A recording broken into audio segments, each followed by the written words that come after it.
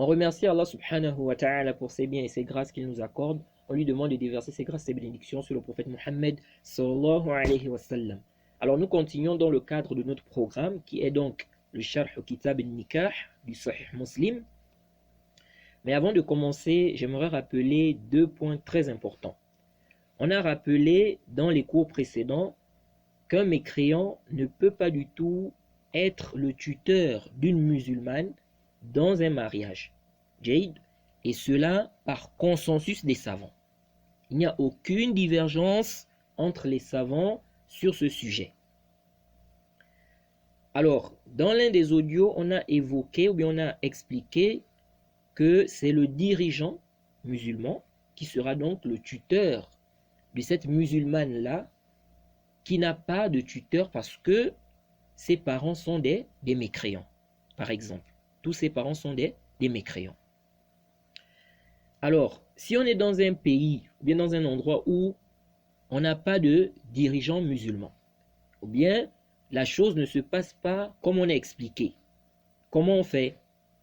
Alors ici, certains gens de science disent que ceux qui veulent se marier là peuvent aller se marier dans un pays musulman où la chose se passe comme on a expliqué. Jade, et je crois le Cheikh Rabi' a une fatwa comme ça. Vous voyez. Donc, ils vont dans ce pays-là faire ce mariage parce que ce n'est pas du tout une condition. Si on veut se marier, ce n'est pas une condition de faire le mariage là où on vit, hein, dans le pays où on vit. Vous voyez, on peut faire le mariage dans le pays où on vit comme on peut le faire dans un autre pays. L'essentiel, c'est de réunir les conditions du mariage. Mais dans le cas où c'est compliqué, hein, la personne ne peut pas voyager, etc., c'est vraiment compliqué, ok? Certains gens de science disent qu'ici, un imam peut être le tuteur, n'est-ce pas, de cette musulmane-là qui n'a pas de tuteur car tous ses parents sont des mécréants. Jade. Ou bien, car celui qui est censé être son tuteur, n'est-ce pas, à la base, n'est pas du tout musulman. Donc ici, on va prendre un imam, hein, qui va être le tuteur de cette musulmane-là. Ou bien un frère bien pieux, etc. On le prend et il est tuteur de cette musulmane-là. Jade, les gens ont besoin de se marier. Les gens ont besoin de se marier. Jade. Donc certains savants ont fait cette fatwa-là.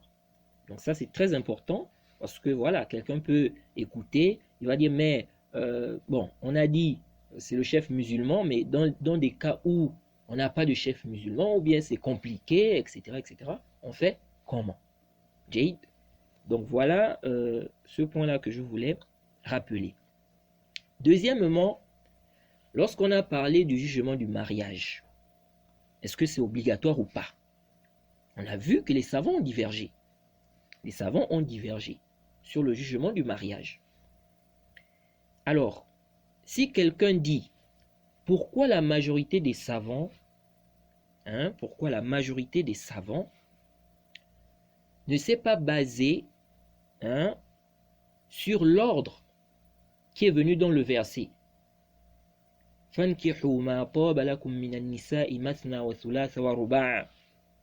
Pourquoi ils ne se sont pas basés sur l'ordre là?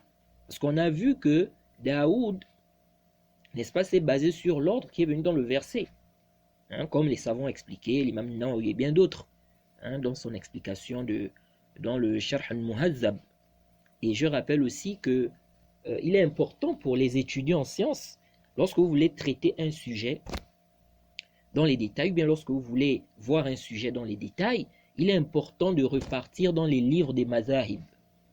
Vous voyez, il ne faut pas juste se contenter de prendre une fatwa comme ça, voilà, bon, sur internet, voilà, tel savant a dit. Non.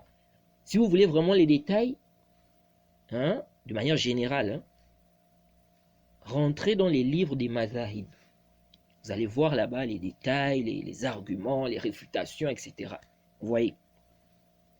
Donc, on a vu que l'imam Daoud s'est basé hein, ou bien Daoud s'est basé sur, il s'est appuyé, il s'est basé sur ce verset-là pour parler d'obligation.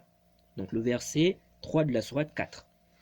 Mais la majorité des savants n'a pas pris ce verset c'est-à-dire dans ce sens-là, dans le sens de l'obligation. Pourquoi? Alors, on a expliqué que la majorité a dit, donc la majorité des savants a dit, la majorité a dit que dans le verset, on dit celle qui vous plaise. Et ils ont expliqué que ça montre ici que ce n'est pas obligatoire. Jade. Et malgré l'ordre qui est dans le verset, ils disent que ça ne montre pas l'obligation de se marier. Pourquoi? Donc malgré la réfutation, n'est-ce pas, de Daoud, la majorité des savants, n'est-ce pas, la majorité des savants ne voient pas que dans le verset, on a l'obligation de se marier. Kaif. Parce que dans le verset, on dit celle qui vous plaise, 2, 3, 4. Voyez. Est-ce qu'il est obligatoire d'épouser 2 femmes? Ou 3 ou 4? Par consensus des savants, ce n'est pas obligatoire. Or, dans le verset, on dit فَانْكِحُوا مَا طَابَ لَكُم مِّنَ النِّسَاءِ مَثْنَى وَثُلَاثَ وَرُبَاعَ. Jade, on dit d'épouser ou de marier, celles qui vous plaisent parmi les femmes. 2, 3, 4. Alors, si le verbe là, fankihu, si ici c'était l'obligation, ça veut dire que on devait dire qu'il est obligatoire d'épouser 2 femmes, ou 3 ou 4. Vous voyez. Donc, pour la majorité des savants, ce verbe là, qu'on dit ici fankihu, ça ne montre pas l'obligation. En fait, le verset, ce qui est visé ici, c'est l'explication des femmes qu'on peut épouser. Jusqu'à combien? Jade. Et comment ça doit se passer? Donc le but du verset, ce n'est pas de parler de l'obligation du mariage. Vous voyez. Et l'imam Nawawi, dans son explication, dans le Sharh al-Muhazzab, il a ramené cela. Il dit que dans le verset, on dit d'épouser 2, 3, 4. Or ça, c'est pas obligatoire par consensus. Donc ça veut dire que ce qui est visé là-bas, fankihu, quand on dit ici épouser, l'ordre là n'implique pas ici une obligation. Puisqu'on demande ici d'épouser 2, 3, 4. Vous voyez, c'est par rapport au verbe là, fankihu. Vous voyez, et ça c'est un argument qui est très fort. Parce que vous devez savoir que tout ordre n'implique pas l'obligation. Jade, on peut avoir un ordre, mais ce qu'on vise ici c'est l'orientation. On veut t'orienter. On te recommande de faire ce qui est meilleur. Mais ça ne signifie pas forcément qu'on vise ici l'obligation. Jade. Donc, à la base, l'ordre implique l'obligation. Mais si on a des indices dans le texte ou dans d'autres textes qui montrent que l'ordre ici, dans tel texte, n'implique pas l'obligation, on doit s'en tenir à cela. Jade. Donc, ça c'est parmi les arguments. Parmi les arguments également, ils disent que dans le verset, on a donné le choix. On a donné le choix entre le mariage et le fait d'avoir des esclaves. Si vous regardez dans le verset, la fin du verset, qu'est-ce qu'on dit là-bas? Si vous craignez de n'être pas juste, Jade, avec celle-ci, alors une seule ou des esclaves. Alors, une seule ou des esclaves. Alors, si c'était obligatoire, l'imam Nawawi explique, et beaucoup de savants, ils expliquent que si c'était obligatoire de se marier, on ne devait pas donner le choix ici. Parce qu'ici, on a donné le choix entre une chose qui est obligatoire, selon ceux qui disent que c'est obligatoire, et une chose qui n'est pas obligatoire. Parce qu'ils disent ici qu'avoir des esclaves n'est pas une obligation par consensus. Donc on ne peut pas donner le choix entre une chose qui est obligatoire et une chose qui est permise. Je ne sais pas si je me fais comprendre. Si la chose est obligatoire, c'est-à-dire si on dit il est obligatoire, si tu crains d'être injuste envers 2, 3, 4 femmes, il est obligatoire pour toi d'épouser une seule, donc de te marier. Ok? Si tu as les capacités. Il est obligatoire pour toi de te marier. On ne peut pas te dire ça, et puis on te dit encore, tu n'es pas obligé de te marier, tu peux avoir juste des esclaves. Jade? Ou bien, en d'autres termes, on ne peut pas te dire qu'il est obligatoire pour toi de te marier, si tu as les capacités, donc de prendre une femme, de te marier, donc avec une seule femme. Si tu crains d'être injuste envers 2, 3, 4 femmes, ok?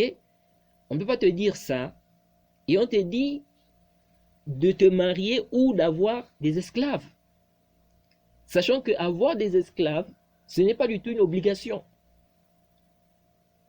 Ce n'est pas du tout une obligation, parce que ce qui est apparent du verset, c'est que si la personne se limite aux esclaves, il n'y a pas de problème, puisqu'on a donné le choix. Alors, comment on va encore dire que se marier, c'est obligatoire? Puisqu'on dit ici, à la fin du verset, on dit « ou des esclaves ». Donc, ça veut dire que la personne a le choix entre se marier et avoir des esclaves.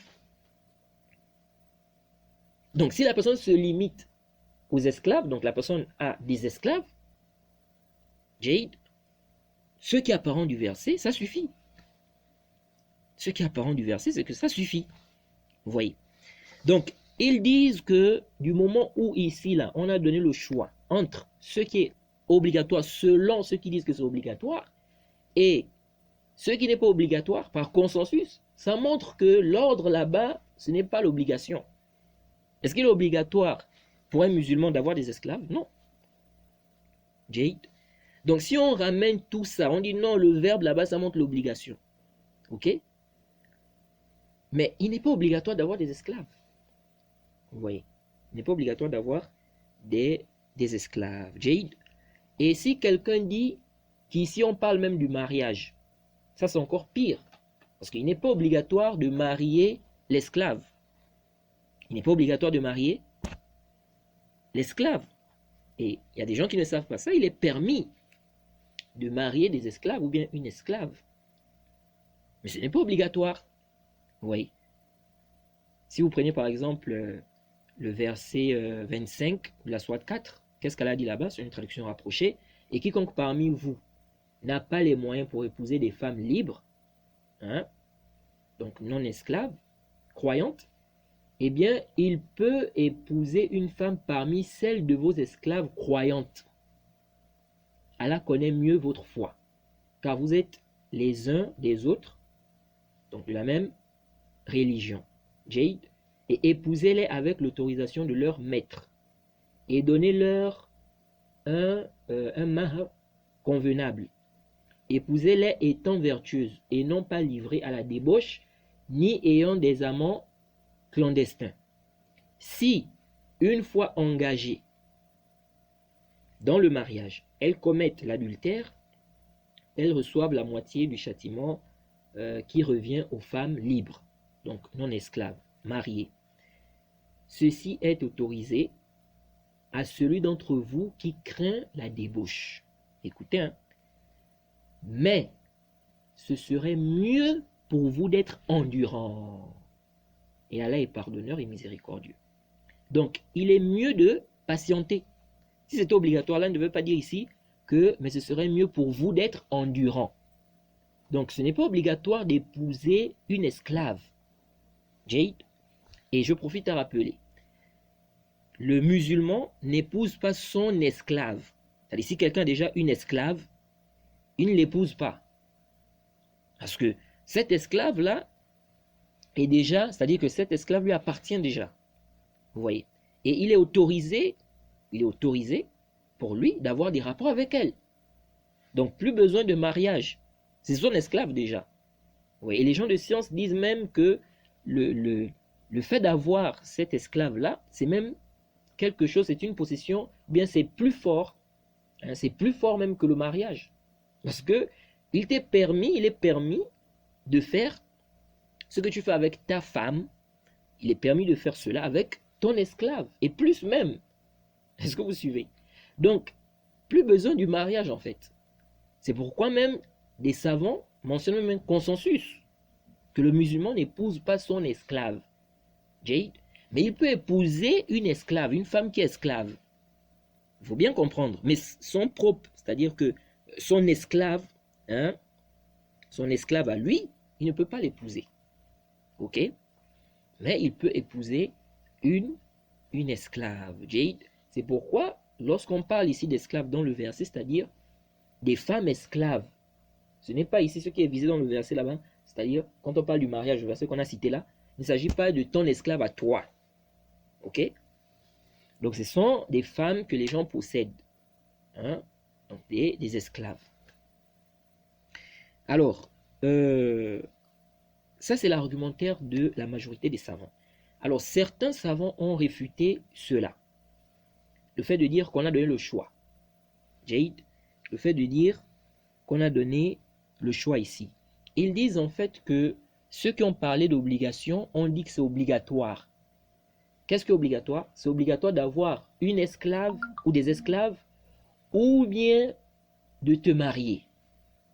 Donc, on peut dire qu'ils ont donné, on a donné ici le choix entre deux choses obligatoires. Parce que lorsqu'on donne le choix, c'est soit entre deux choses obligatoires, ou bien deux choses surérogatoires, ou bien deux choses qui sont autorisées. Mais donner le choix entre une chose obligatoire et une chose qui n'est pas obligatoire, non. Donc, ici, là, il faut comprendre que ceux qui ont parlé d'obligation voient qu'il est obligatoire d'avoir soit des esclaves ou d'avoir un esclave, soit ça, soit te marier. Donc, c'est deux choses, on va dire, obligatoires. Soit tu fais ça, soit tu fais l'autre. Jade. Alors, reste maintenant à voir si vraiment cet avis-là, c'est un avis qui était avant le consensus mentionné par certains savants. Parce que beaucoup de savants mentionnent un consensus qu'il n'est pas obligatoire, en fait, d'avoir des esclaves. Oui, parce qu'Ibn Hazm voit que tu dois obligatoirement soit avoir des esclaves, soit te marier. Si tu as la capacité. Soit avoir des esclaves, soit te marier. Jade. Donc c'est un peu ça. Mais bref, l'argument qui est vraiment fort ici, c'est surtout le fait de dire que dans le verset, on a parlé d'épouser 2, 3, 4 femmes. Et ça, ce n'est pas obligatoire. Donc on comprend que le but de ce verset-là, quand Allah a mentionné cela, ce n'était pas pour parler de l'obligation. Ce n'était pas pour parler de l'obligation. Jade. Donc c'est une orientation, mais ça ne veut pas dire que qu'ici on parle d'obligation. Jade. Et Al-Qurtubi dit, qu'Allah a dit, Sourate 23, versets 5 à 6, وَالَّذِينَ هُمْ لِفُرُوجِهِمْ حَافِظُونَ إِلَّا عَلَى أَزْوَاجِهِمْ أَوْ مَا مَلَكَتْ أَيْمَانُهُمْ فَإِنَّهُمْ غَيْرُ مَلُومِينَ. Vous voyez, Allah dit selon une traduction rapprochée, ceux qui préservent leur sexe. Donc lorsqu'il a parlé des croyants, il a dit, et ceux qui préservent leur sexe de tout rapport, si ce n'est qu'avec leurs épouses ou les esclaves qu'ils possèdent, car là vraiment on ne peut les blâmer. Vous voyez, il explique que celui qui fait ce qui est obligatoire, on n'utilise pas ce genre de terme pour parler de quelqu'un qui fait quelque chose qui est obligatoire. C'est-à-dire le fait de dire ici que ceux-là vraiment on ne peut les blâmer. Il a fait ce qui est obligatoire. Donc, pourquoi dire ici ceux-là vraiment on ne peut les blâmer? Donc, il explique que le fait qu'on dise ici ceux-là vraiment on ne peut les blâmer, donc ceux-là qui vont se marier ou bien qui vont avoir des esclaves, ça montre que ce n'est pas obligatoire, parce que si c'est une chose obligatoire, c'est-à-dire si ce qu'ils font là, c'est obligatoire, ok, mais on n'utilise pas ce genre de terme-là, car là, vraiment, on ne peut les blâmer. Vous voyez. Donc ça, c'est aussi parmi les argumentaires de ceux qui disent que ce n'est pas obligatoire donc de se marier. Jade. Et concernant le hadith, on a dit, oh vous les jeunes, celui parmi vous qui peut se marier, qu'il le fasse. Celui parmi vous qui a les capacités, qu'il se marie.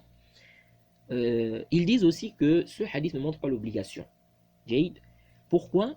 Parce que ils disent que dans le hadith, on a dit celui qui ne peut pas qu'il jeûne.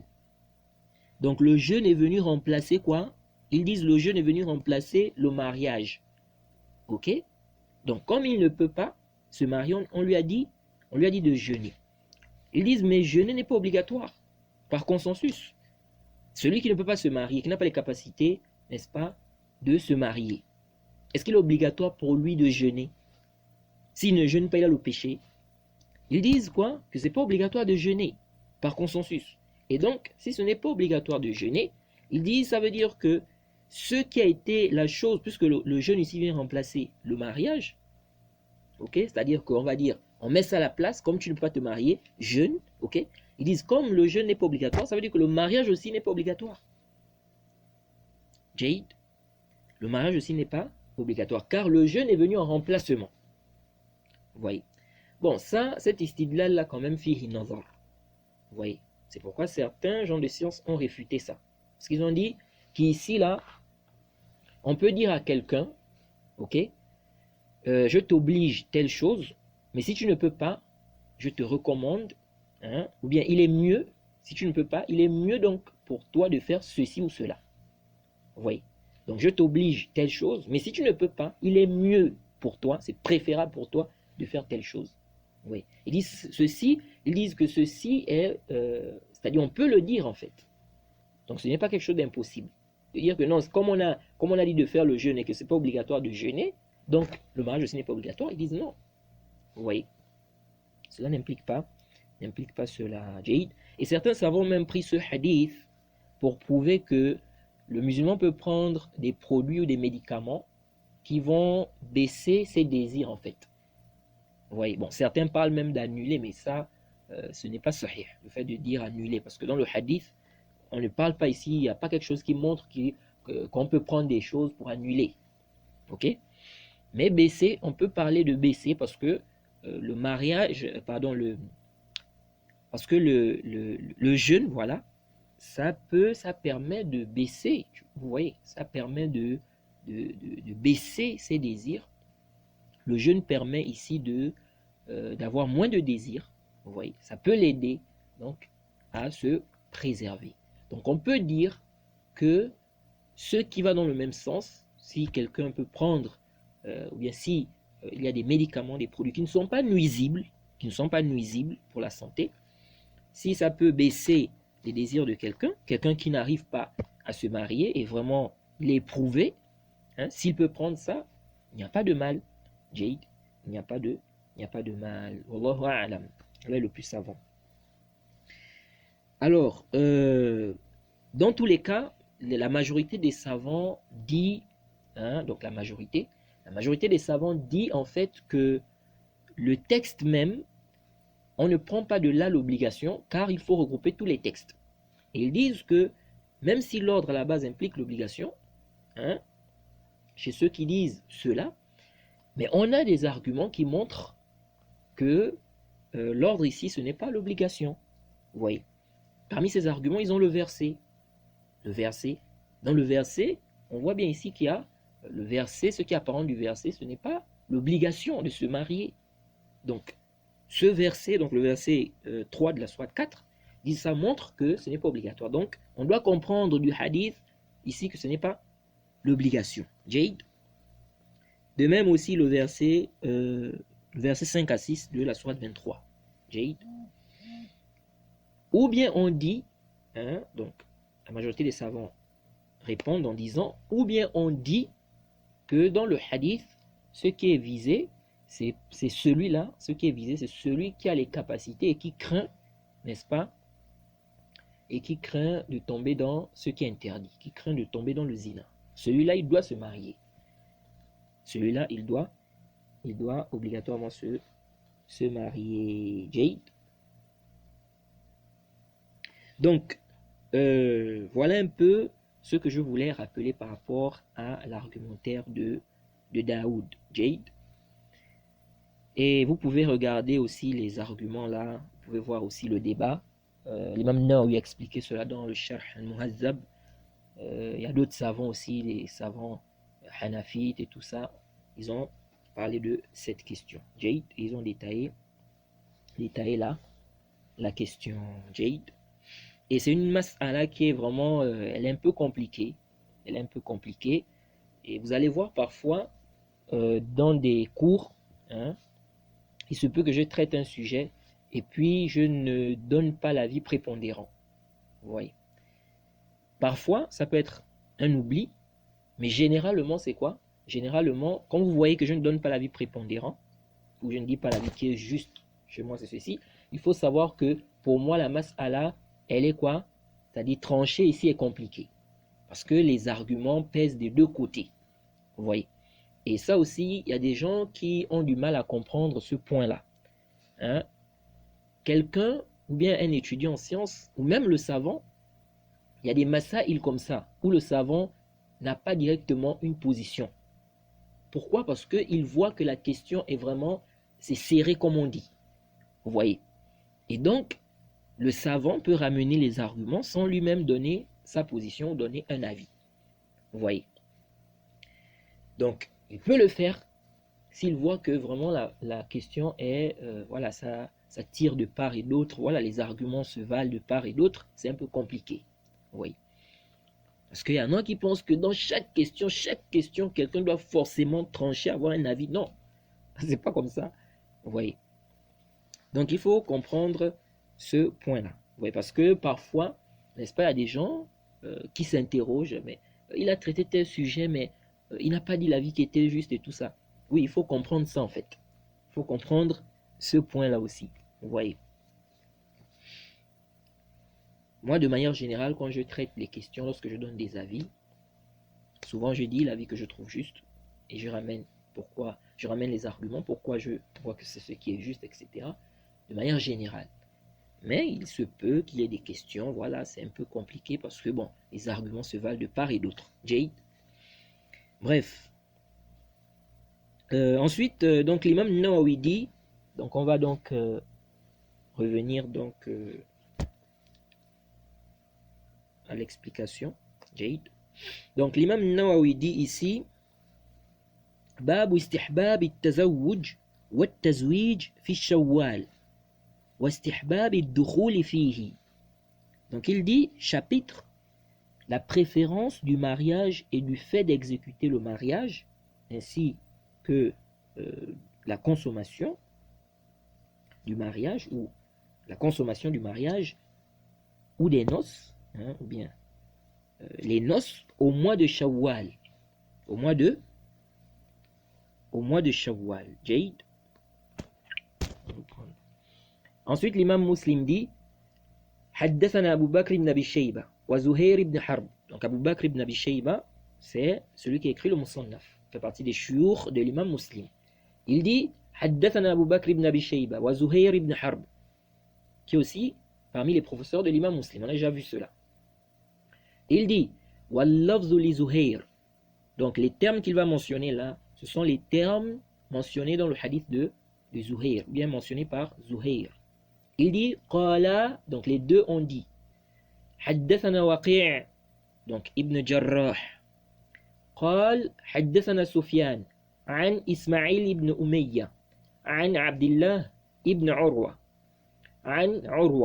عن عائشة قالت تزوجني رسول الله صلى الله عليه وسلم في الشوال وبنى بي في الشوال فأي نساء رسول الله صلى الله عليه وسلم كان أحظى عنده مني. قال وكانت عائشة تستحب أن تدخل نساءها في الشوال. Il dit ensuite وحدثنا ابن نمير قال حدثنا أبي قال حدثنا سفيان بهذا الإسناد ولم يذكر فعل عائشة. Donc l'imam Muslim nous cite ici un hadith où Aïcha nous dit que le prophète Mohammed sallallahu alayhi wa sallam l'a mariée au mois de Shawwal. Et les noces ont eu lieu également au mois de Shawwal. Vous voyez. Ensuite, elle dit, qui donc d'entre les épouses du messager d'Allah lui était plus favorite que moi. plus aimé que moi. Vous voyez. Et Aïcha aimait que les noces des femmes de son peuple aient lieu en Shawwal. Donc ici, dans ce hadith, on voit que Aïcha nous dit que le prophète l'a mariée au mois de Shawwal. Jade. Et l'imam Nawawi a dit Babu istihbab at-tazawwuj wa at-tazwij fi Shawwal wa istihbab ad-dukhul fihi. Il a dit chapitre la préférence du mariage et du fait d'exécuter le mariage, ainsi que la consommation du mariage ou bien les noces au mois de Shawwal. Alors ça, fihi nazar. Ça, fihi nazar, c'est discutable. Est-ce que on doit tirer de ce récit qu'il est préférable, mustahab, d'épouser une femme au mois de Shawwal? Naam, le prophète a épousé Aïcha au mois de Shawwal. Mais est-ce qu'on tire de là que c'est préférable? Parce que quand on dit quelque chose est préférable, vous voyez, il y a des mérites là. Vous voyez, quand on dit quelque chose est mustahab, il y a des mérites là aussi. Vous voyez. Donc, est-ce que tout ce que le prophète a fait, on tire de là que c'est préférable? Donc, dire ici que c'est préférable, fihi nazar. Fihi nazar. Pourquoi? Parce que est-ce que le prophète a épousé Aïcha au mois de Shawwal à cause d'une particularité, bien d'une spécificité dans ce mois-là, qui ne se trouve pas dans d'autres mois? Est-ce que le prophète a cherché, il a recherché cela, c'est-à-dire qu'il a voulu se marier au mois de Shawwal, c'est-à-dire qu'il cherchait ça, ou bien c'est arrivé comme ça, voilà, bon, il s'est marié, mais c'était, voilà, c'est tombé le mois de Shawwal. Ce n'est pas qu'il a recherché ça, non, forcément, non, je dois me marier au mois de Shawwal. Vous voyez. Donc, si c'est arrivé comme ça, qu'il s'est marié, et que c'est tombé, c'est-à-dire que c'est tombé à la période de Shawwal, on ne peut pas tirer ici que c'est préférable. Vous voyez, le prophète a épousé ses femmes, n'est-ce pas, à des moments différents. Parce que si on prend ça, si on dit non parce qu'il a épousé Aïcha pendant ce mois-là, que ça devient préférable, on va dire quoi? Que ces autres femmes qu'il a épousées aussi dans d'autres mois, on va dire que c'est aussi préférable. Vous voyez. Donc ça, vraiment, fihi nazar. C'est pourquoi l'imam Shawkani, dans le Nail, il a fait un rad à cet argumentaire-là. Il a expliqué que le hadith ne prouve pas que c'est préférable. Vous voyez. Il dit parce que est-ce que le prophète a visé spécifiquement le mois de Shawwal, il a cherché à se marier au mois de Shawwal, ou bien c'est arrivé comme ça? Vous voyez. Et il dit que le fait de dire que c'est préférable, c'est un hukm shara'i. C'est une sentence dans la législation, ça demande un dalil. Vous voyez. Le simple fait que le prophète ait épousé Aïcha au mois de Shawwal, ça ne prouve pas que c'est préférable d'épouser une femme au mois de Shawwal. Il dit parce que le prophète aussi a épousé d'autres femmes, il a épousé d'autres femmes dans d'autres mois. Mais si on prend seulement, si on se base sur ça pour dire que c'est préférable, même Shawkan, il dit, on doit aussi dire que c'est préférable d'épouser des femmes dans d'autres mois, dans lesquels le prophète Mohammed sallallahu alayhi wa sallam a épousé ces autres femmes. Vous voyez. Et il dit que ça, ce n'est pas acceptable. Ce n'est pas du tout acceptable. Jade.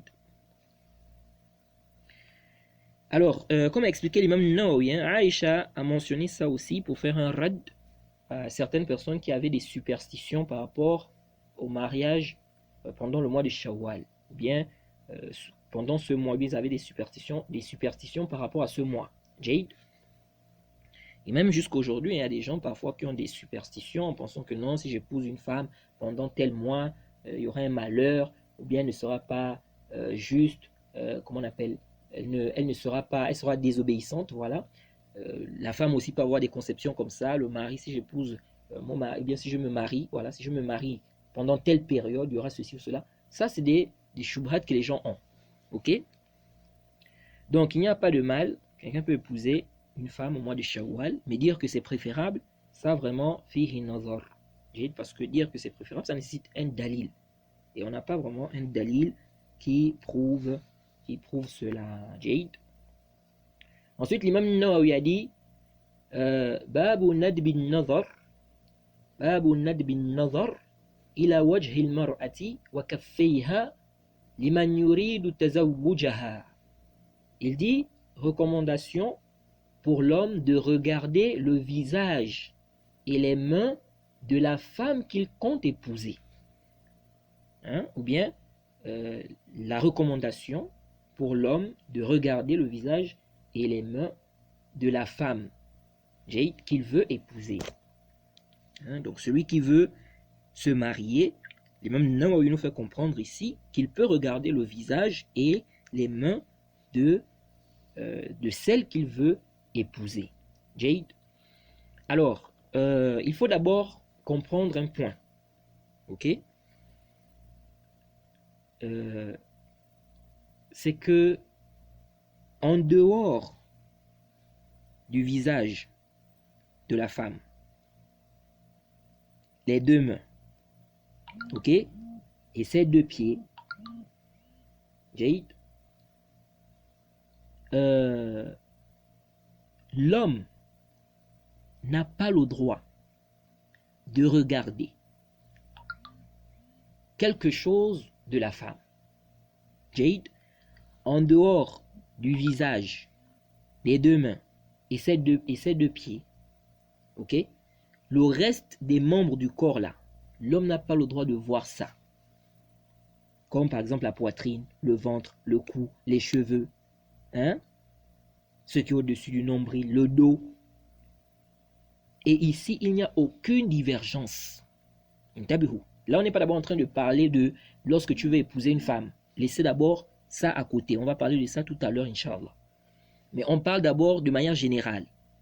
Jade, en dehors du visage, les deux mains et les pieds de la femme, ok, la poitrine, le ventre, le cou, les cheveux, ce qui est au-dessus du nombril, le dos, etc., toutes les autres parties là, tu n'as pas le droit de regarder ça chez une femme. Jade, tu n'as pas le droit de regarder cela chez une femme. Et cela par consensus. De là, on voit aussi l'erreur des gens qui partagent parfois des vidéos.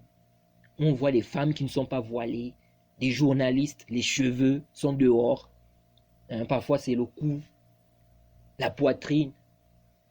Ce n'est pas permis. Parfois, même, tu vois certains qui se disent prédicateurs propager ce genre de choses. Non, ce n'est pas légiféré. Parce que là, tu es en train d'inciter les gens à regarder le haram. Les gens n'ont pas le droit de voir les cheveux de cette femme. Ils n'ont pas le droit de voir la poitrine. Pourquoi tu vas propager ça? Vous voyez? Donc, ça, c'est un point qui est important. Il faut faire très attention. Les gens qui partagent souvent les vidéos, ils partagent des vidéos, je ne sais pas si c'est des photos ou quoi. Il faut faire très très attention. Ok? Donc, bref, ce n'est pas ce qui nous intéresse ici. Ce qui nous intéresse ici, c'est maintenant l'exception qui est venue ici. Donc, la permission de regarder la femme que tu veux épouser. Alors, l'imam Muslim nous cite d'abord un hadith ici. Il dit حدثنا ابن أبي عمر قال حدثنا سفيان عن يزيد ابن كيسان عن أبي حازم عن أبي هريرة قال كنت عند النبي صلى الله عليه وسلم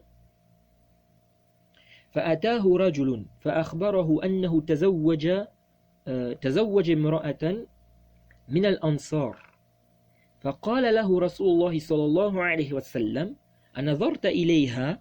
قال لا. قال فاذهب فانظر إليها فإن في أعين الأنصار شيئا. جيد. Ensuite il dit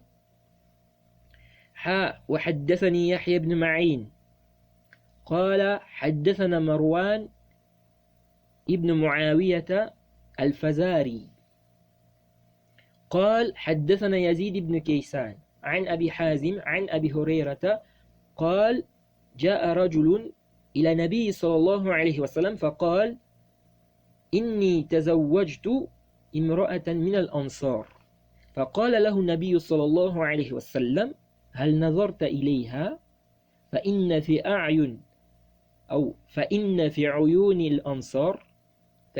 عيون الأنصار شيئا. قال قد نظرت إليها. قال على كم تزوجتها على كم تزوجتها؟ قال على 4 أواق.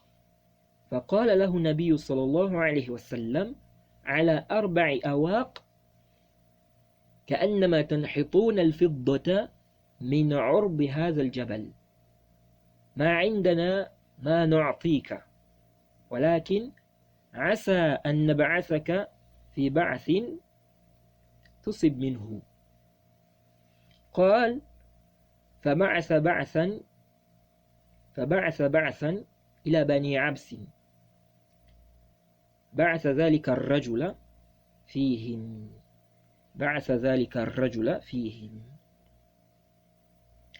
Alors, ici, l'imam Muslim nous cite un hadith d'Abi Huraira où il dit que le prophète, un homme est venu voir le prophète Mohammed sallallahu alayhi wa sallam, il lui a dit que je me suis marié à une femme des Ansar. Et le prophète lui a dit, est-ce que tu l'as regardée? Car dans les yeux des Ansar, il y a quelque chose. Vous voyez? Car il y a quelque chose dans les yeux des Ansar. Et il a dit, je l'ai regardée. Ensuite, le prophète lui a dit, est-ce que tu l'as regardée? Il a dit non. Et le prophète a dit, va, regarde-la, car dans les yeux des Ansar, il y a quelque chose. Jade. Ensuite, il a cité le même hadith, mais avec une autre chaîne de transmission. Ici, il a dit Yahya ibn Ma'in. Vous voyez?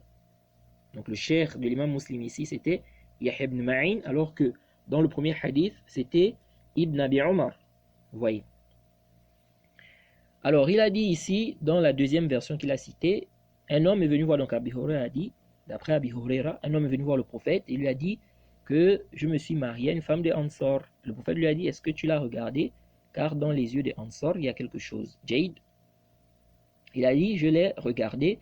Et le prophète lui a demandé, tu l'as épousée à combien? Donc la dot, c'était combien? Et il a dit 4 awaq. Vous voyez, on peut dire 4 écus. Hein? Et le prophète Mohammed sallallahu alayhi wa sallam lui a dit, il lui a dit 4 écus. On aurait dit que vous extrayez l'argent du versant de cette montagne. Vous voyez.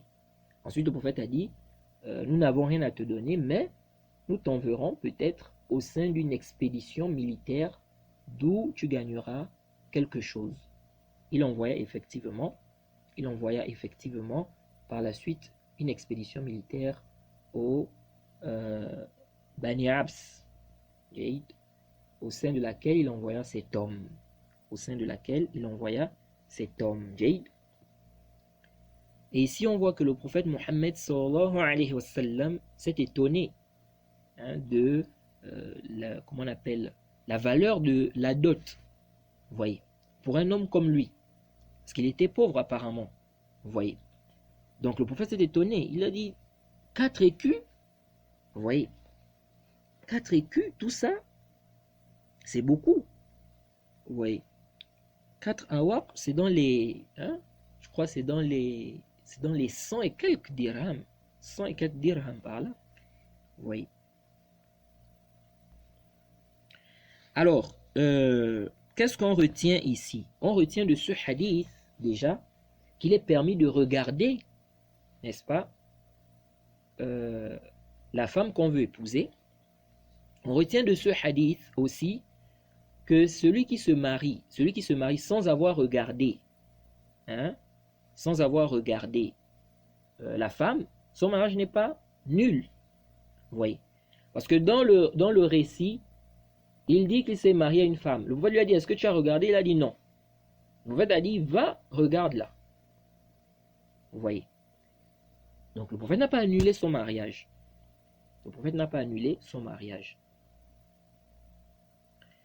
Alors, ici, là, il y a des masaïl qu'on doit traiter. Premièrement, quel est le jugement concernant le fait de regarder celle qu'on veut épouser? celle qu'on veut épouser. Alors, certains savants ont dit que c'est préférable. Certains savants ont dit que c'est préférable. Déjà, il faut savoir que c'est légiféré. Ok? Et certains savants disent même qu'ils ne connaissent aucune divergence sur le sujet, comme Ibn Qudama par exemple. Ok? Mais en réalité, il y a une légère divergence. Hein? Il y a certains gens de science qui ont dit que c'est déconseillé ou interdit parce qu'il ne fait pas partie des maharim, vous voyez, de cette femme. Donc il ne doit pas la regarder. Mais ça, c'est une parole qui est complètement batiloun, c'est mardoud, car les textes sont clairs. Le prophète Mohammed sallallahu alayhi wa sallam donne des hadiths clairs. Il dit, hein, par exemple, on a le hadith du prophète Mohammed sallallahu alayhi wa sallam où il dit إذا خطب أحدكم المرأة فإن استطاع أن ينظر منها إلى ما يدعوه إلى نكاحها فليفعل. Vous pouvez dire, si l'un d'entre vous fait des fiançailles, demande une femme en mariage, s'il peut regarder ce qui va l'emmener, l'appeler à son mariage, qu'il le fasse. Le hadith c'est rapporté par l'imam Ahmed et Abu Daoud, et c'est un hadith authentique pour le Cheikh Al-Albani et bien d'autres. Vous voyez. Et dans un autre hadith, le prophète Mohammed sallallahu alayhi wa sallam dit également que celui-là donc qui fait la khitba, hein, il dit fala ba'sa an yanzura ilayha, parlant de la femme. Il a dit il n'y a pas de mal qu'il regarde cette femme. C'est rapporté par Ibn Majah. Vous voyez. Et il y a plein de hadiths qui montrent la permission de regarder celle qu'on veut épouser. Ok? Maintenant, la majorité des savants ont divergé ici.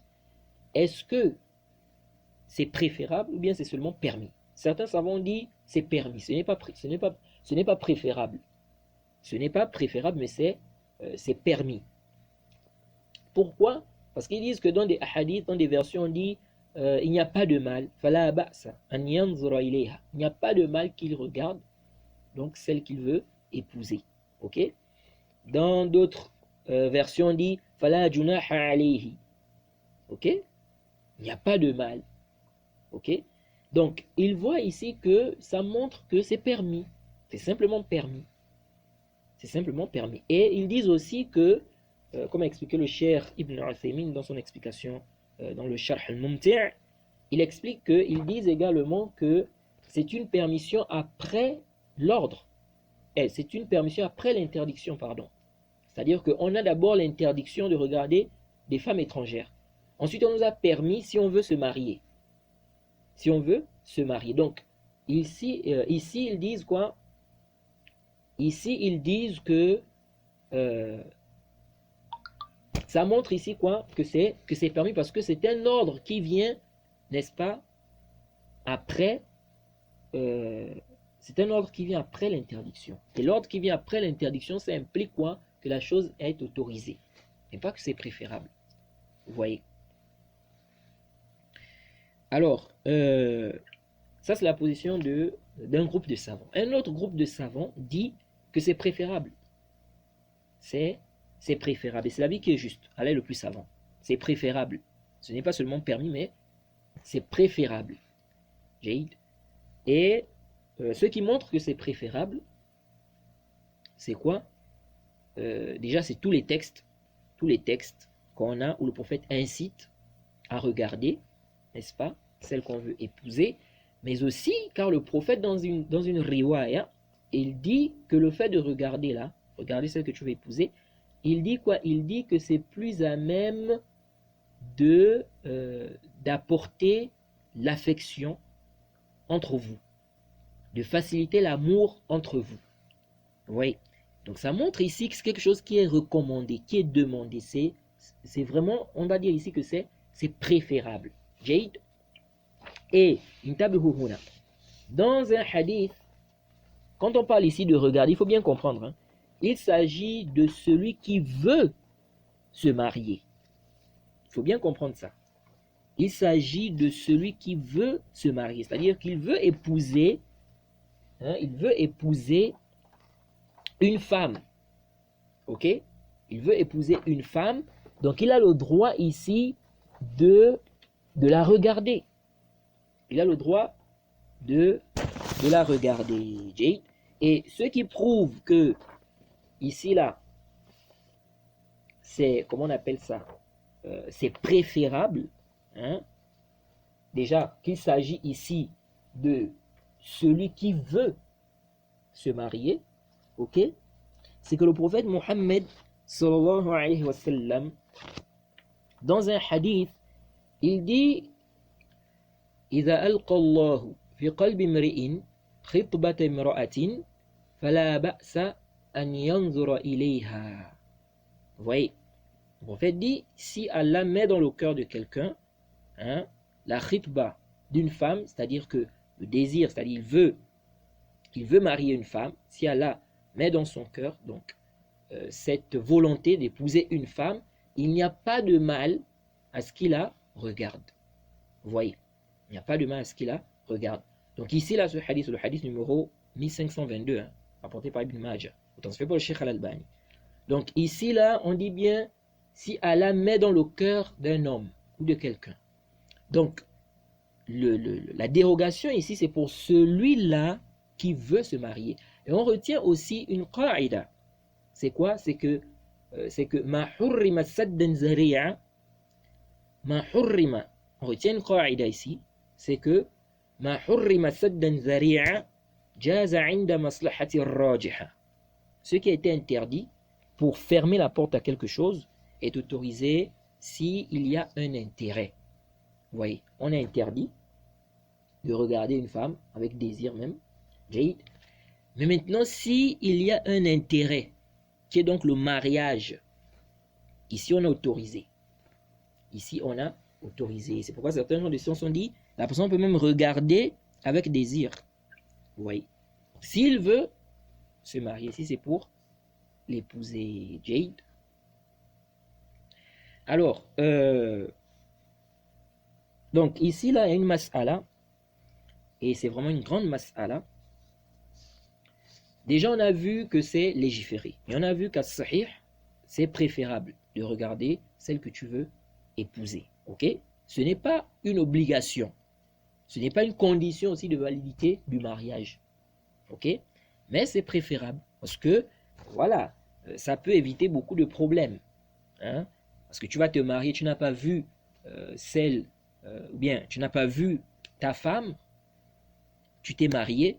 Maintenant, si tu la vois et qu'elle ne te plaît pas, ou bien voilà, tu trouves quelque chose voilà, qui n'est pas bien en elle, que tu trouves en fait qui n'est pas bien en elle et tout, ça peut créer des problèmes. Donc, il est bien de regarder, de voir si la femme te plaît, et puis voilà, tu passes au mariage. Alors, il y a une grande mas'ala ici. Quelle est cette mas'ala-là? Qu'est-ce que tu as le droit de regarder? Qu'est-ce que tu as le droit de regarder chez la femme, celle que tu veux épouser? Alors ici, il y a une grande divergence entre les savants. Il y a une grande divergence entre les savants. La majorité des savants ont dit tu regardes le visage et les mains, c'est tout. Visage et mains. Jade. Car certains ont dit que ce n'est pas une nudité et le but est atteint en regardant le visage et les mains. Car le visage, c'est-à-dire par le visage on voit la beauté de la femme, et par les mains on peut déjà voir un peu, on peut avoir une idée, vous voyez, de son corps. Jade. Ça c'est un avis. Al-Awza'i, on rapporte de Al-Awza'i, hein, qui fait partie des suiveurs des tabi'in, et dans un des audios on a dit il fait partie des tabi'in. C'était une erreur d'inattention, c'est plutôt il fait plutôt partie des suiveurs des tabi'in de l'imam Ahmed dans une riwaya, et de Daoud, qu'ils ont dit qu'on peut tout voir en dehors de la grande nudité, donc comme le sexe par exemple, le derrière, Jade, mais qu'on peut tout voir en dehors de la grande nudité. Alors on attribue à Daoud al-Zahiri une position disant qu'il a dit qu'on peut voir tout. Donc tu peux même voir le sexe de la femme. Vous voyez. Mais cette position, là, attribuer ça à Daoud, fihi nazar. Fihi nazar. Ça nécessite vraiment des preuves. Vous voyez, parce que Ibn al-Qattan al-Fasi, dans son livre Ahkam al-Nazar, bihasat al-Basar, hein, dans ce livre-là, ou bien c'est An-Nazar, oui, le livre c'est An-Nazar, fi Ahkam al-Nazar, bihasat al-Basar. Dans ce livre, à la page 392 jusqu'à la page 394, il explique que il n'a pas vu cet avis-là dans les livres des compagnons de Daoud. Vous voyez. Et il a remis même en question cet avis attribué à Daoud là. Il dit que c'est Abu Hamid al-Isfraini qui a rapporté ça de lui. Vous voyez. Donc il met des doutes. Il émet des doutes sur cet avis-là. Il réfute même que vraiment attribuer ça à Daoud, fihi nazar. Qu'il a dit qu'on peut regarder le sexe de la femme. Vous voyez. Et ça, c'est même, quand on regarde même, c'est vraiment un avis, c'est vraiment fihi nazar. Parce que, est-ce que quelqu'un, tu veux te marier, tu vas venir voir comment on appelle, celle que tu veux épouser, et tu vas demander aux parents qu'elle doit venir devant toi nue. Vous voyez un peu, et puis elle va accepter de venir se mettre nue comme ça devant toi pour que tu regardes. Vous voyez que cette position-là même, vraiment, elle est très étrange. Elle est vraiment très étrange. Et ça nécessite des preuves aussi. Ça nécessite des preuves, vous voyez. Des preuves claires. Alors, donc ça c'est un avis disant qu'on peut voir ce qu'on peut voir en dehors de la grande nudité. Ok? On a un autre avis de l'imam Ahmed. Un avis de l'imam Ahmed où on dit qu'on peut voir ce qui apparaît le plus souvent. Ce qu'on voit, c'est ce qui apparaît le plus souvent, comme les mains, les pieds, les mains, les pieds, le visage, et ce qui est semblable. On peut même voir les cheveux, par exemple, le cou, vous voyez. Donc, en gros, ce qui apparaît le plus souvent, vous voyez. Et cet avis a été soutenu par l'imam Sana'ani, et je crois aussi le Cheikh Ibn Uthaymin a soutenu cet avis-là, qu'on peut voir ce qui apparaît le plus souvent. Vous voyez. Et quand on dit le plus souvent, c'est évident que la femme, le sexe ne va pas rentrer dans cela.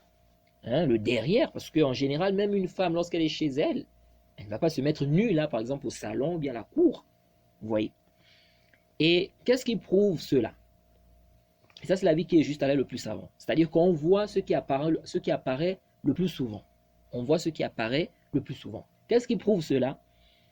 C'est que le prophète Mohammed sallallahu alayhi wa sallam, dans un hadith, le hadith de Abi Humayd, le prophète Mohammed sallallahu alayhi wa sallam a dit: إذا خطب أحدكم امرأة فلا جناح عليه أن ينظر إليها إذا كان إنما ينظر إليها لخطبتها وإن كانت لا تعلم. Le prophète a dit, si l'un d'entre vous demande la main d'une femme, veut faire les fiançailles, il n'y a pas de mal à ce qu'il la regarde. S'il la regarde pour les fiançailles. S'il la regarde pour les fiançailles. Donc tu peux même regarder avant même d'aller demander la main. Est-ce que vous voyez? Donc s'il la regarde pour les fiançailles. Et qu'est-ce que le prophète dit? Il dit, وَإِنْ كَانَتْ لَا تَعْلَمْ, même si elle ne sait pas. Ça c'est rapporté par l'imam Ahmed, authentifié par le Cheikh Al-Albani. La chaîne de transmission est authentique. Et les rapporteurs qui sont dans la chaîne de transmission sont les rapporteurs de Bukhari et Muslim. Vous voyez. De Bukhari et Muslim. Sauf Moussa ibn Abdillah ibn Yazid. Il fait partie des rapporteurs de Muslim. Et c'est un thiqa. Ce récit est authentique. Donc, dans ce récit, on dit, même si elle ne sait pas. Même si elle ne sait pas. Donc on voit ici de ce récit-là qu'on peut regarder ce qui apparaît le plus souvent. Parce que quand on dit même si elle ne sait pas, ça veut dire quoi? Elle peut être au niveau de sa cour. Vous voyez? Elle peut être dans son salon. Vous voyez? Alors, on sait que si une femme est dans son salon, dans sa cour, généralement, elle ne va pas se mettre nue. Est-ce que vous suivez? Elle ne va pas se mettre nue. Donc, ici, nous disons ce qui apparaît le plus souvent de la femme. C'est ce qu'on peut regarder. Parce qu'ici, le prophète dit, même si elle ne sait pas, même si elle ne sait pas. Oui, parce que tu ne vas pas aller quand même, comment on appelle ça? Quelqu'un ne va pas rentrer, par exemple, dans la maison d'autrui. Tu vas, par exemple, aller, je ne sais pas moi, guetter une femme qui est dans sa douche. Est-ce que vous voyez un peu? Non, mais ça peut arriver comme ça, qu'une femme est au niveau de sa cour, ou bien elle est dans son salon, ou la terrasse, tu la vois. Ça peut arriver comme ça, oui. Mais maintenant, dire que quelqu'un va aller, par exemple, regarder une femme qui est en train de se laver, hein? Elle est en train de se laver nue, tu cherches à aller. Non, ça, c'est pas ce qui est visé ici. Donc, ce qui est apparent de ce récit, quand le prophète dit, quand le prophète ici dit, même si elle ne sait pas, est-ce que le prophète vise ici d'aller regarder la femme qui est en train de se laver? Non. Vous voyez. Donc, même si elle ne sait pas, c'est-à-dire que elle est comme ça, elle est en train de, je sais pas moi, elle est au salon ou bien à la terrasse ou quelque part et tout. Bon, tu as regardé, elle ne savait pas. Ok? Donc, nous disons, dans des cas comme ça, ce qui est apparent à l'œil le plus savant, c'est quoi? C'est que les choses qui vont apparaître dans des situations comme ça, où la femme est au salon, à la terrasse, des trucs comme ça, c'est souvent quoi, les mains, le visage, bon, ça peut être le cou, ça peut être aussi les cheveux, vous voyez, mais elle ne va pas se mettre par exemple nue dans son salon, ou bien nue à la terrasse. Est-ce que vous suivez un peu? Donc, à l'œil le plus savant, c'est la vue que nous trouvons juste. Jade, c'est la vue que nous trouvons juste. Et restreindre le regard ici au visage et aux mains, fihi nazar. Vous voyez. Parce que quand on regarde les textes, c'est plus général que cela. Le prophète Mohammed sallallahu alayhi wa sallam dit إذا خطب أحدكم المرأة فإن استطاع أن ينظر منها إلى ما يدعوه إلى نكاحها فليفعل. Le prophète dit si l'un d'entre vous fait des fiançailles, ok, demande une femme en mariage, s'il peut regarder d'elle ce qui va l'emmener au mariage, hein, l'appeler au mariage, qu'il le fasse. Qu'il le fasse. Oui, qu'il le fasse. Et là, on voit aussi, comme on a dit, comment on appelle? Ça montre aussi que c'est préférable de regarder. Parce qu'ici, on voit un ordre. Mais pourquoi on dit que ce n'est pas obligatoire? À cause d'autres textes où le prophète dit il n'y a pas de mal. Fala ba'sa an yanzura ilayha. Fala junaha. Ça montre que ce n'est pas une obligation, c'est-à-dire qu'il est obligé de regarder, non. Donc voilà un peu ce qu'on peut dire par rapport à cette question-là. Et on voit aussi qu'on n'a pas besoin de demander la permission de la femme, parce que certains gens de science ont dit qu'il faut demander la permission de la femme. Non, ce n'est pas une condition, parce que les textes sont généraux. Ça, c'est un. Deuxièmement, le prophète, quand il dit ici, même si elle ne sait pas, ça montre qu'on ne doit pas, c'est pas une condition, voilà. C'est pas une condition de demander la permission. C'est pas une condition de demander la permission, Jade. Donc la permission de la femme. De même, la permission du tuteur. Jade, c'est pas une condition de demander la permission du tuteur pour la regarder. Ouais, le prophète dit ici, même si elle ne sait pas. Donc mettre ça comme condition, que c'est une condition, il faut d'abord demander la permission du tuteur, ou bien la permission de la femme. Et aussi, le hadith d'Abi Huraira où on a dit, où le prophète a dit d'aller regarder la femme, car dans les yeux des Ansar, il y a quelque chose. On ne doit pas prendre ce récit-là pour dire qu'on ne doit regarder de la femme que le visage. Hein. Parce que sinon, dans le récit, on parle des yeux. Quelqu'un peut dire, donc, ça veut dire qu'on doit seulement regarder les yeux. Vous voyez. Or, il n'y a aucun savant qui dit ça. Aucun savant ne dit qu'on ne regarde que les yeux. Vous voyez. Donc, on ne peut pas prendre ce récit-là pour dire que non, on ne peut regarder que le visage ou bien les mains. Vous voyez. Dans tous les cas, on voit quoi? On voit des textes, hein, que ce n'est pas limité au visage et aux mains. On peut voir plus que ça. Mais on doit se limiter là où il y a un consensus. Ok? On ne doit pas dépasser. C'est-à-dire là où il y a un consensus que ça là on ne peut pas voir, on ne doit pas dépasser ça. Et jusqu'alors je ne connais pas un savant qui dit qu'on peut voir la femme nue. Je ne connais pas un savant qui dit ça. Ce qu'on rapporte de Daoud, bon, il y a tout un débat. Vous voyez, même les propos d'Ibn Hazm. Les propos d'Ibn Hazm, il y a vraiment un ishkal parce que Ibn Hazm dit on voit ce qui est apparent et ce qui est caché. Et un peu plus bas, il dit encore, on ne doit voir que le visage et les mains. Et ça a donc apporté tout un débat. Est-ce qu'Ibn Hazm se contredit? Qu'est-ce qu'il a visé, etc., etc. Comment il dit qu'on voit ce qui est apparent et ce qui est caché? Et un peu plus bas, il dit, on ne voit que le visage et les mains. Vous voyez, donc il y a tout un ishkal même dans les propos d'Ibn Hazm. Donc, Allah le plus savant, je ne connais pas un savant qui a dit qu'on peut voir la femme nue. Celle que tu veux épouser, tu peux la voir nue. Je ne connais pas un savant qui a dit ça. Clairement comme ça. Ce qu'on rapporte de Daoud, je vous ai déjà expliqué, il y a tout un débat là. Ce qu'on rapporte d'Ibn Hazm aussi, c'est tout un débat. Oui. Et puis, cet avis même si on trouve un savant qui dit ça, il y a quand même un ishkal parce que, voilà, venir comme ça, demander de voir une femme nue, c'est une femme qui n'est pas ta femme. Déjà elle-même, est-ce qu'elle va accepter ça? Vous voyez. À moins qu'on dise que, voilà, c'est la voir, par exemple, lorsqu'elle ne sait pas. Oui, mais là encore, ça va être tout un problème parce que tu vas voir cette femme-là nue, comment? Tu vas aller la guetter chez elle, elle est en train de se laver, par exemple, tu vas guetter. Est-ce que ça, c'est légiféré? Sachant qu'on a des textes aussi qui parlent de celui qui vient guetter dans la maison d'autrui, là. Il y a des textes qui viennent réprimander ce genre de choses. Tu viens guetter dans la maison d'autrui sans la permission des propriétaires.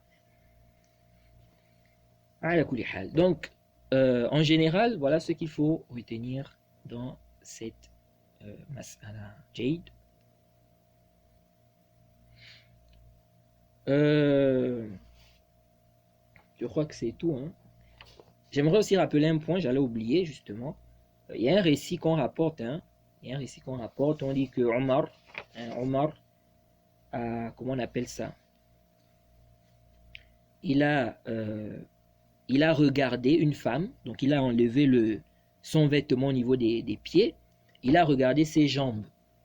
Et elle lui a dit que si tu n'étais pas l'amir des croyants, j'allais te frapper aux yeux. Cette histoire-là, beaucoup de gens citent ça. Mais en réalité, c'est une histoire qui est da'ifa. Lam tathbut wa la tasih. C'est une histoire qui est da'ifa. Lam tathbut wa la tasih. Ce n'est pas du tout authentique. Jade. Et dans la chaîne de transmission, on a Abu Ja'far, qui est Mohammed ibn Ali ibn al-Hussein. Il n'a pas rencontré Omar. Et le Cheikh al-Albani avait authentifié ce récit. Mais après, il l'a rendu faible. Il y a des gens aussi comme ça. Ils citent souvent des récits. Cheikh al-Albani authentifié, mais ils ne savent pas que le Cheikh al-Albani est revenu sur ça. Donc ça, c'est un point qui est important. Vous voyez, le Cheikh al-Albani, il y a des hadiths qu'il a authentifiés. Il est revenu sur l'authenticité. Il a rendu ça faible après. Comme il y a des hadiths qu'il a rendu faible, ensuite il a authentifié ça. Donc souvent, il faut faire attention aussi. Parce qu'il y a des gens comme ça, authentifié par le Cheikh al-Albani, authentifié par le Cheikh al-Albani. Le Cheikh al-Albani a changé de position. Donc le Cheikh al-Albani avait authentifié ce récit, après il est revenu, il a rendu ça daif, il a rendu ça faible.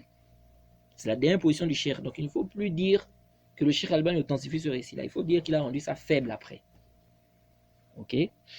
Donc, voilà un peu ce qu'il faut rappeler par rapport à cette question. Jade. Ensuite, l'imam Nawawi dit quoi? Donc là, on va rapidement lire le récit suivant.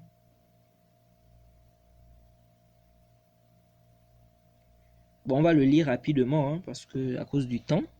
Hein.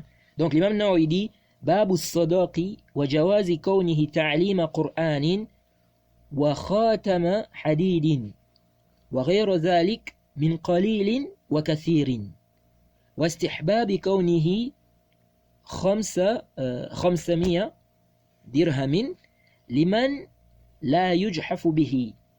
Ok, il dit donc chapitre de la dot, de la légalité, qu'elle soit de l'enseignement du Coran, un anneau de fer ou autre chose, peu ou beaucoup, en grande quantité, et la recommandation de la dot de 500 dirhams quand un tel montant n'est pas dommageable à payer. Jade.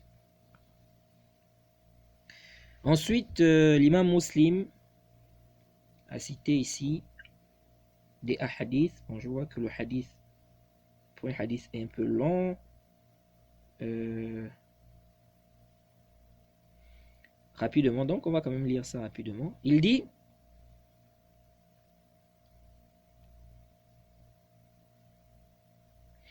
إذ حدثنا قتيبة بن سعيد الثقفي قال حدثنا يعقوب يعني ابن عبد الرحمن ابن ابن ابن عبد الرحمن القاري عن أبي حازم عن سهل بن سعد وحدثنا قتيبة قال حدثنا عبد العزيز ابن أبي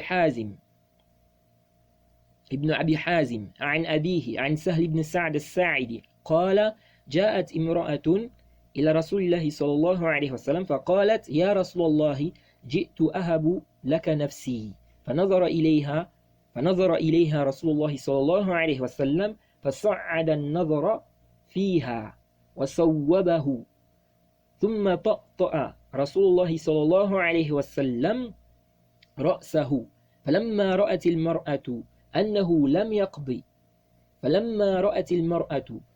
لم يقض فيها شيئا جلست فقام رجل من أصحابه فقال يا رسول الله إن لم تكن et dans une copie إن لم يكن لك بها حاجة فزوجنيها فقال هل عندك من شيء فقال لا والله يا رسول الله فقال اذهب إلى أهلك فانظر هل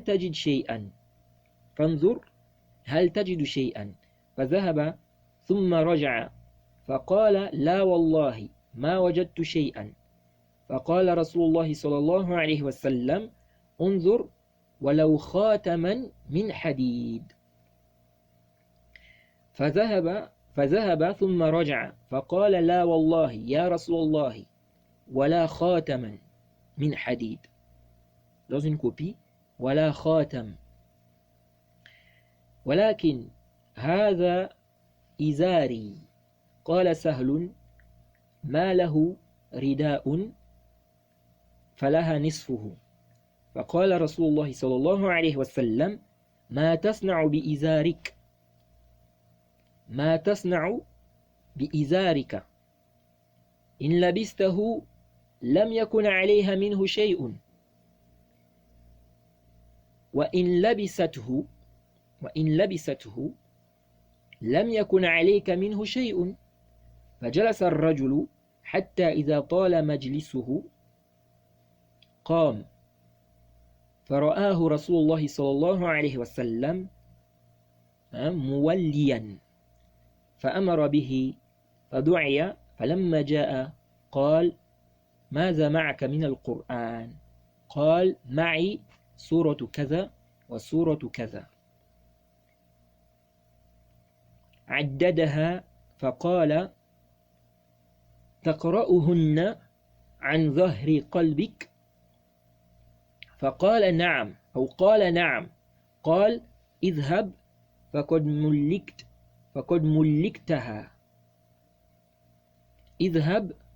ملكتها بما معك من القرآن هذا حديث ابن أبي حازم وحديث يعقوب مقاربه في اللفظ جيد. Ensuite l'imam Muslim dit وحدثنا خلف ابن هشام قال حدثنا حماد بن زيد وحدثني زهير بن حرب قال حدثنا سفيان بن عيينة وحدثنا إسحاق بن إبراهيم عن الداروردي وحدثنا أبو بكر بن أبي شيبة قال حدثنا حسين بن علي عن زائدة كلهم عن أبي حازم عن سهل بن سعد بهذا الحديث يزيد بعضهم على بعض غير أن في حديث زائدة قال انطلق فقد زوجتكها فعلمها من القرآن. Donc ici là l'imam Muslim nous cite un hadith de Sahl ibn Sa'd. Il dit qu'une femme est venue voir le messager d'Allah et elle dit au messager d'Allah je viens m'offrir à toi, vous voyez, et le prophète l'a regardé de haut en bas. Ensuite, il baissa la tête. La femme, s'apercevant qu'il n'a rien déclaré à son sujet, s'assit. Et voilà qu'un homme de ses compagnons, donc parmi ses compagnons, se leva et dit: Ô messager d'Allah, si tu ne veux pas, tu pourrais me la marier. Vous voyez. Et le prophète de dire: As-tu quelque chose donc à lui offrir comme dot? Lui demanda-t-il, donc le prophète. Il a dit non. Il dit non. Par Allah, ô messager d'Allah. Jaïd. Et le prophète lui dit: Va chez ta famille, vois si tu peux trouver quelque chose. L'homme s'en alla, puis revint et dit: Non, par Allah, je n'ai rien trouvé. Le messager d'Allah insista: Cherche-lui ne serait-ce qu'un anneau de fer, ou qu'un anneau en fer, voilà, qu'un anneau en fer. Vous voyez. L'homme s'en alla et revint de nouveau, et il dit: Non, par Allah, ô messager d'Allah, même pas un anneau en fer. Mais voici ma tunique. Vous voyez. Et Sahal a précisé qu'il n'avait que de manteau. Hein, il n'avait qu'un manteau en fait. Vous voyez. Il n'avait pas de manteau, voilà. Il n'avait pas de manteau. Sahal a précisé qu'il n'avait pas de manteau. Je lui en donne la moitié. Le messager d'Allah lui dit: Que peut-elle bien faire de ta tunique? Elle ne lui couvrirait pas le corps si elle la portait, de même qu'elle ne te couvrirait pas si toi tu la portais. Vous voyez. Ensuite, l'homme s'assit alors et resta longtemps ainsi, puis se leva. Le messager d'Allah, le voyant partir, le fit appeler et lui dit, quand il se présenta: Que connais-tu du Coran? Et il dit: je connais telle et telle sourate. Vous voyez. Je connais telle et telle sourate, expliqua-t-il en les énumérant. Et le prophète de lui dire: les connais-tu parfaitement par cœur? Les connais-tu par cœur? Il dit oui. Il affirma oui. Il dit oui. Le prophète dit donc: va donc, elle est désormais à toi en contrepartie du Coran que tu connais. Jaïd. Et dans une autre version, il lui a dit quoi? Enseigne-lui le Coran, donc ce que tu connais du Coran. Jaïd. L'imam Muslim ici a dit quoi? Que dans la version, donc il y avait des ajouts, hein, il a cité les versions de ses professeurs, il a dit il y a eu des ajouts dans certaines versions et tout ça. Et il dit quoi? Il dit dans la version de Zaïda, il dit là-bas que le prophète a dit: vas-y, hein, je te la fais marier, hein, enseigne-lui le Coran. Jaïd.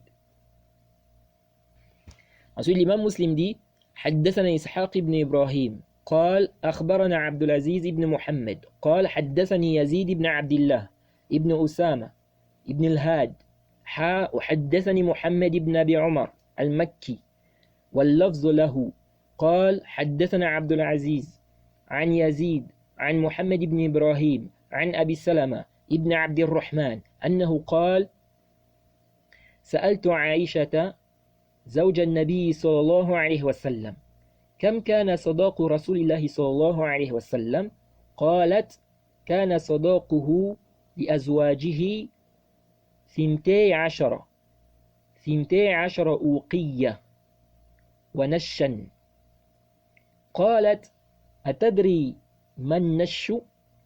قال: قلت لا. قالت: نصف أوقية فتلك 500 درهم فهذا صداق رسول الله صلى الله عليه وسلم لأزواجه. Donc il nous cite ici un hadith où on a posé la question à Aïcha: quelle était la dot du messager d'Allah, hein? À combien s'élevait la dot du messager d'Allah lorsqu'il a épousé ses femmes? Et elle a dit que c'était 12 ouqiyya. et le nash. Ensuite, elle a dit, est-ce que tu connais c'est quoi le nash? Il a dit non. Elle a dit, c'est la moitié du uqiyya. Et elle a dit, ça fait 500 dirhams. 500 dirhams. Vous voyez. Et elle dit que c'était ça la dot du prophète, n'est-ce pas, pour ces femmes, donc toutes ces femmes. Donc le prophète a donné quoi comme dot? 500 dirhams. 500 dirhams. Jade. Donc on s'arrête ici, on demande qu'Allah nous facilite. Wa subhanaka lahumma wa bihamdik wa ashhadu an la ilaha illa anta astaghfiruka wa atubu ilayk.